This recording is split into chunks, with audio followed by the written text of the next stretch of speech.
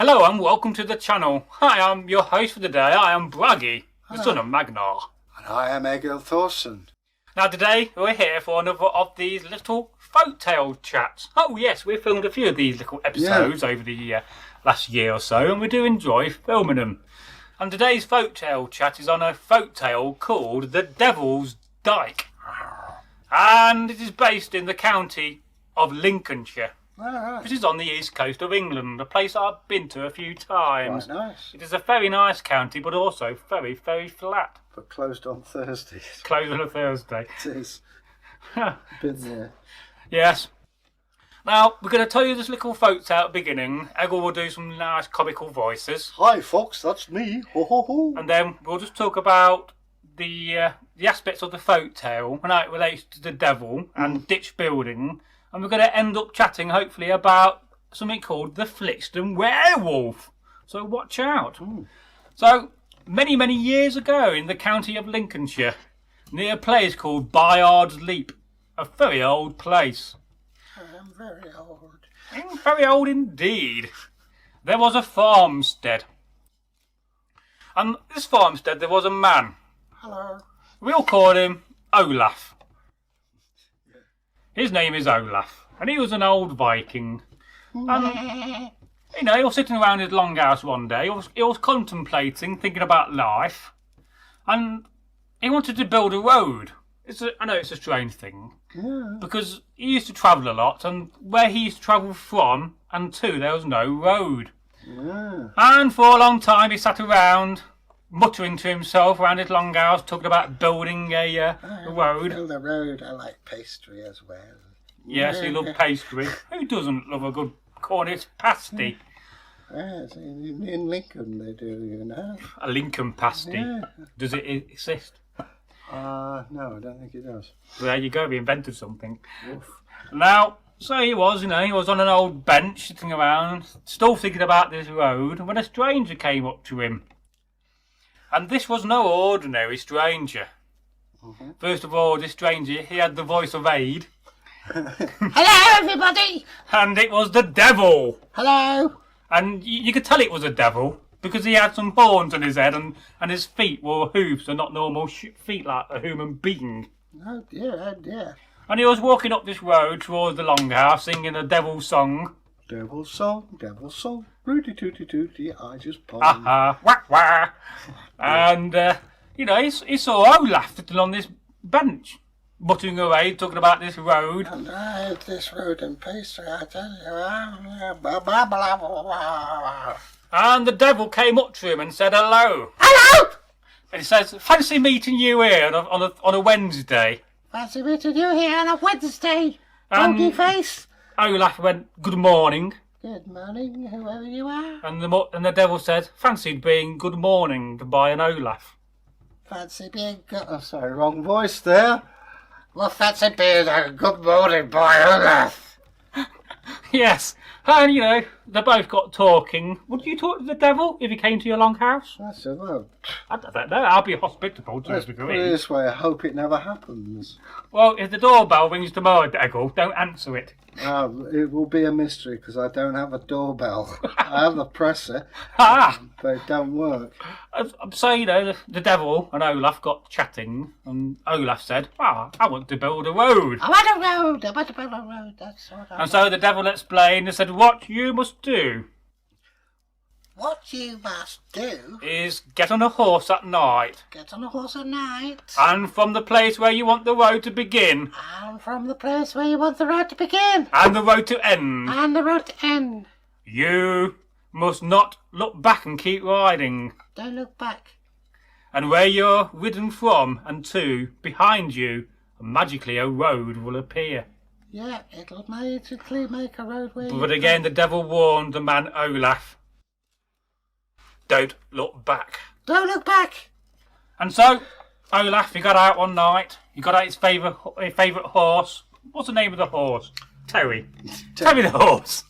And he got his favourite horse, Terry. Because he leans. He's Yeah. very lean. The leaning horse. He had one leg shorter than the other. And Terry lean the horse. and so he got on the horse. He put a little bit of blanket on him. Got some reins out. And he said, right, we're going to go out riding and make this road. That's the horse impression there, folks. Nee, lad. And he got on a horse, and he came to the place where he wanted the road to start. Let's start the road here. And he thought, I'm going to ride. Got hold of his ears. Brum, brum. It wasn't a motorbike horse, Egil. Had he got the keys for the horse? No, it wasn't a Triumph either. All right. Although the story is a Triumph. And he started to ride. And he was, riding along, muttering to himself, building a road, doing it by magic. What he said. Yeah, but in a more comical voice. Riding the road, making the road, don't look back, I'll come out toad. Road, road, road. And he'd been riding all night. For hours and hours, folks. Yeah. And he got to the very bit at the end. And he saw the end in sight. He looked. Oh, The end's in sight, he said aloud. the end's in sight, he said aloud. But what do you think he did, folks? Oh, he didn't, did he? He did. Did he? He did. He looked round. Ah! And when he looked round, there was where the road was. Suddenly it sank into the ground. Yeah, And the massive ditch developed. And that is how the Devil's Ditch in Lincolnshire is said to have been built. Really? And for many, many years, all the local people, all the villagers, even some of the local idiots used to throw rubbish and try to fill up the ditch. But it is said that the devil and his minions would come out at night and dig out the ditch. Right. So that's the story of the Devil's Ditch.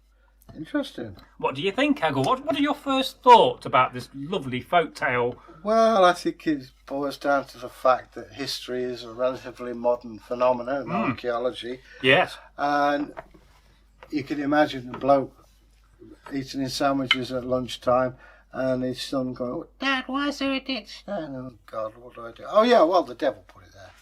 Oh, yes. I mean, let's face it. During the Neolithic and into the Bronze and Iron Age, ditch building was a massive thing, and into the early Saxon age. I mean, why did they build ditches? For various reasons, to define borders, Yes. to create fortifications, and just to say a statement saying, look, this is us, don't mess with us, we dug this ditch.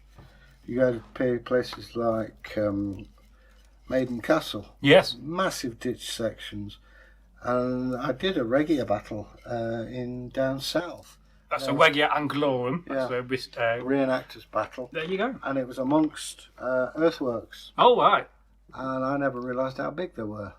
Oh, yeah, some of these earthworks are massive. And you kind of think to yourself, how did they manage to get the people together to work and dig out these places? Well, if you needed 10,000 people, you got 10,000 people, or whoever.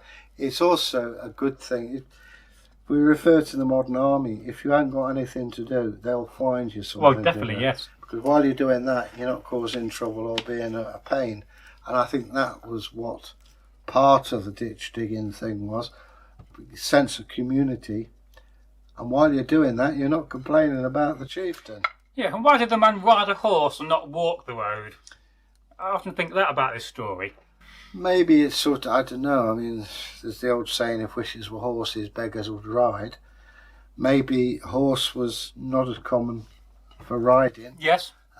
sort of showing that he's well-to-do. Yes, so perhaps the man had a bit of coin, he could afford a horse, and therefore he could afford to have a road built. Yeah, well, I mean, to be honest with you, if the devil can't afford a horse, we're all in. Well, he's in the right stick, isn't he? Yeah. And why is the devil in this story? I mean, what did they think it had some parallels with conversion from Could be. paganism to Christianity? Could well be. I mean, the fact is, yes, they were Christian, but you still got farmers who celebrate secret ways because the granddad did. And yeah, they go to church on Sunday, but they would put the last few stalks of corn into the last furrow of the first planting.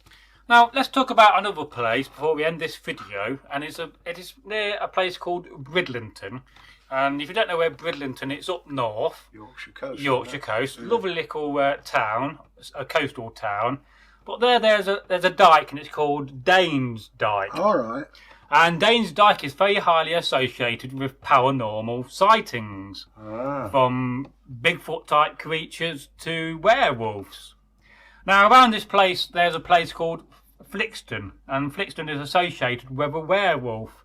And there's been a number of sightings throughout this century, in the last few years even, of people seeing mysterious, tall, dog-looking creatures with long dog kind of faces. It kind of makes you think, doesn't it? I mean, even today we have these stories going on and developing. Well, we live in a very sanitised age. Unless we've got Cartesian proof that it doesn't exist. Well, that's not the case. I mean, they discovered a deer that was about 4 foot tall that had been hiding since recorded history. So why? I don't know. I mean, some of it might be legend, some of it could be too much drink. But until we know for definite, I'm sceptical. Well, certainly the folk tale we told is a legendary tale, and a legendary tale is normally a tale associated with some legend of how some land was built or developed. But it's always very interesting that all the land sites, all these places are all named after people. They never have their own name associated with it being a hill. It's always somebody's hill. Well, ain't that fascinating? Yeah, I mean, some of it could be the actual ancestral spirits, and they mistake them, or the only way that we could process them is as a werewolf or whatever. Of course so. Whether it is a werewolf or not, I'm not saying either way, because I could be proven wrong. Maybe it's just a hallucination, could be a shadow even. I don't know. I'm not saying they're wrong, I'm not saying they're right. I'm just saying that's how it is. I will put a link to a video I watched about the Flixton Werewolf very recently. There's a chap there doing some very good research from Bridlington. I can't remember his name from the top of my head. I watched too many channels, but I will put a link to that video, and it's very interesting how this is a very ancient place where the Dane Dyke is. There's an old ancient old lake, dried lake, and they've been finding. It is said to be one of the oldest first homes in England was found there to the prehistoric age. So it's got a lot of history. So when a place has a lot of history, does it have a lot of paranormal activity with that place? Depends. I mean, there's the theory of the stone tape theory, that is the walls of a building are like a tape recorder and replay at certain junctures. I mean, I can only speak for me. Yes. I know there are ghosts and spirits. Of course so. And they're not all nasty. It's not like Scooby-Doo. No. Scooby-Doo. But at the same time, reference to the devil may mean keep out. Yes. I don't want you on my land because that's where the devil is. And you go, oh, I ain't going on there. It's all any number of things, but it also spices up a night. Like this time of the night, you're sitting around with a horn. Oh yes. And you're feeling good. You need a bit of spice to. Yeah, yes. I'm sometimes listening to some of these videos we're talking about this, type of events happening and sightings. It's very interesting because not only does it put you on edge and it gets you thinking about these things, it does have a lot of atmosphere, and you can tell that something's going on. That's what it's all about. It's having fun.